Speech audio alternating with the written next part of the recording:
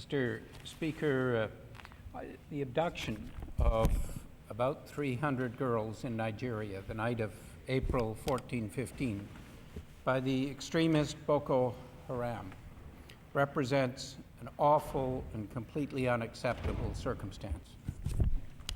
It is not acceptable that this is happening anywhere in the world, and we can certainly sympathize with the families, relatives of the more than 200 girls who are still missing more than a month after they were abducted.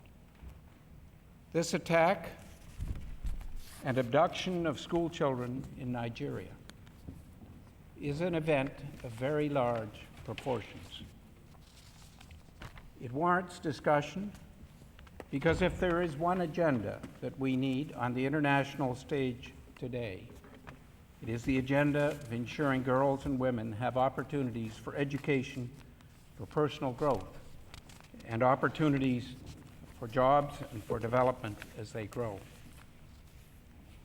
The Millennium Goals have made clear the imperative of a global effort to ensure women are able to get an education if we are going to be successful in addressing poverty globally.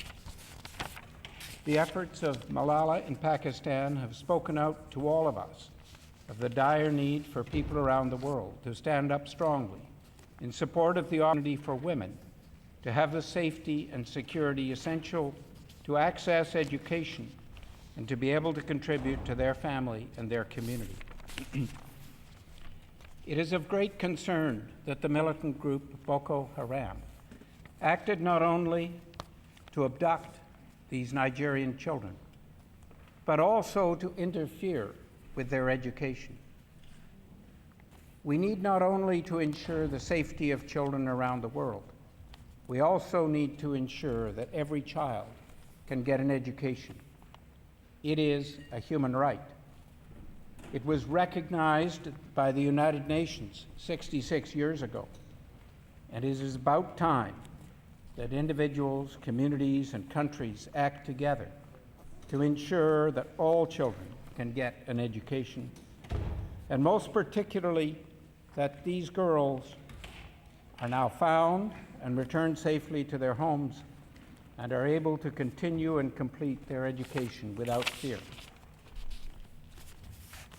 The efforts of Fiona Sampson and 160 girls in Kenya who took their government to court and won a judgment against the government for not enforcing the laws of Kenya and the international laws against the rape and defilement of women, also speak to the movement which we must also support and strengthen internationally to protect women, to provide safety for women, and to prevent the rape and defilement of women.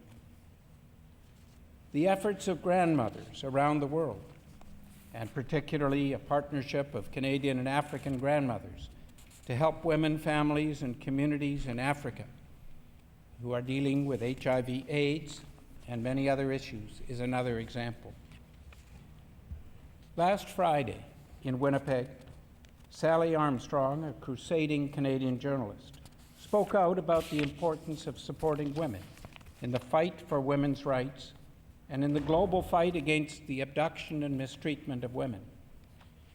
It is important that we in Manitoba speak out not just for women globally, but that we also recognize that we have issues here with our own missing and murdered women, issues that we must address and that we need to address forcefully at home, together with our efforts internationally in a global effort, a global battle for the rights of women. Manitoba has a large population of people who have come from Nigeria. We must stand in this chamber in solid support of Manitobans who have come from Nigeria and are now in desperate concern over what is happening to the girls of Nigeria.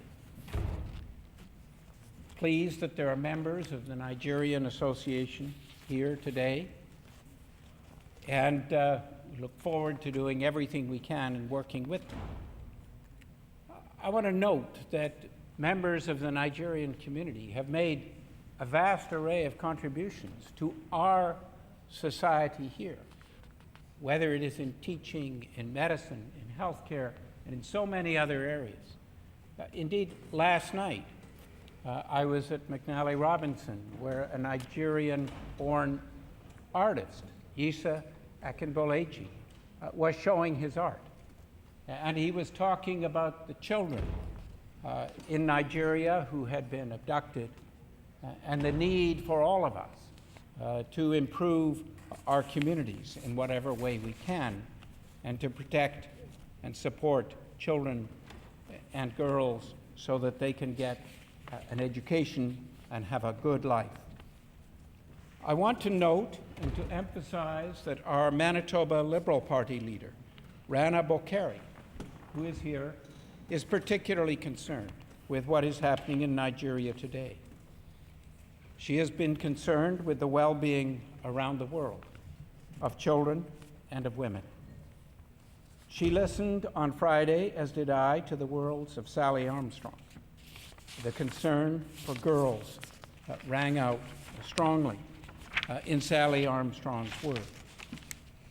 And certainly our concerns today were mentioned by Sally Armstrong, who noted not only how important it was to have a global effort speaking up on behalf of the children who've been abducted by in Nigeria, but she also commented that we should be encouraged that there is so much global outrage because it hasn't always been the case in the past.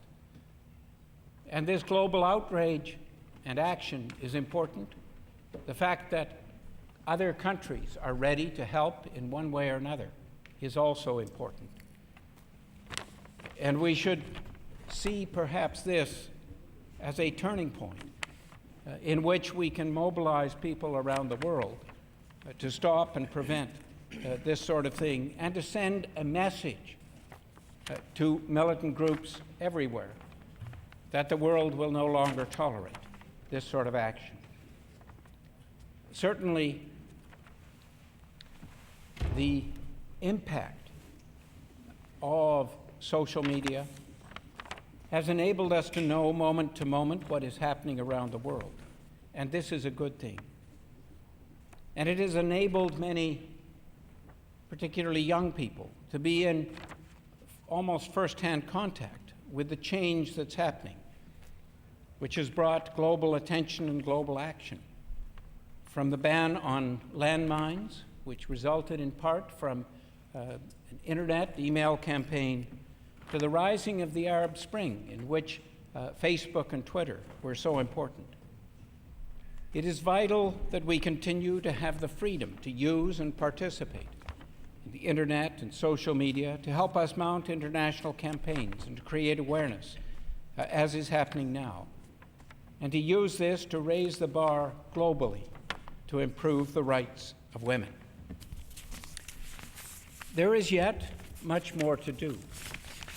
We cannot stop here. There are particular areas of the world where the rights of women are not being respected. And for example, Dr. Mukwege from the Democratic Republic of the Congo visited Manitoba not long ago, and he talked about the extreme problem of rape and violence against women in his country, and the need to address that and to help that with global action. It is a further example of the dire circumstances for women in some countries and the need for much more effective international action. Let us hope that around the world people can come together as we are coming together, different parties, putting politics aside and putting children and girls and their well-being and their education first. Thank you.